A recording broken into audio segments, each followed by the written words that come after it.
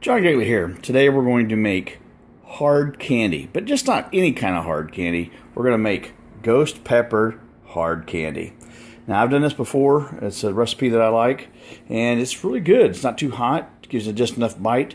I like to actually boil the ghost peppers into the pan of water, and then use the water for my extract. However, the problem is when you boil ghost peppers, it actually takes the house and makes it almost unbearable to be in. So make sure you're in a well-vented area when you do this. But anyhow, just any old hard candy recipe, and just add ghost peppers and you will be in heaven once it's time to have some. As you can tell, I got the ghost peppers in there. I've got about 4 of them in there right now floating. No, I got 5. Make sure you don't touch these things, get them on your skin. It's going to be bad enough just having to boil these things. But again, safety first. Well, you can hear a little bit of background because I had to turn the fan on. It's starting to get a little ripe in here with the peppers. But all you do is just boil them, and you just continue boiling them until they fall apart. You're not really going to use the pepper inside the candy. You're just going to use extract like I said before. Boy, is that potent. It's been boiling probably just about long enough. Peppers are actually got real soft, starting to break apart.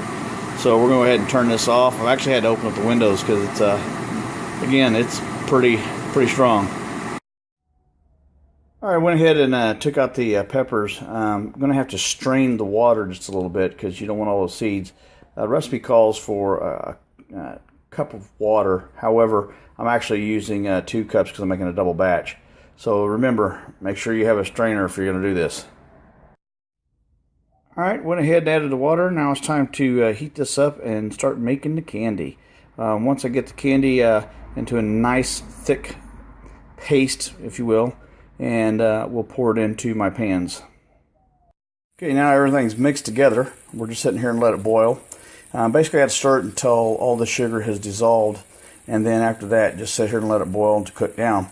Once it's down to a consistent paste type environment, we go ahead and move it over into our pans.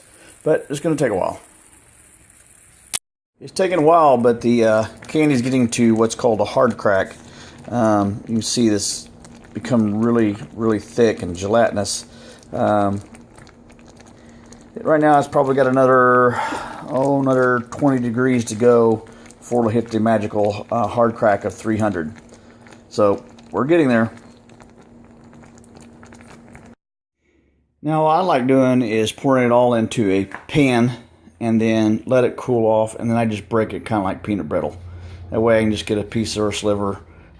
It's just too hard and complicated right now because I don't have the tools to make suckers and things of that nature.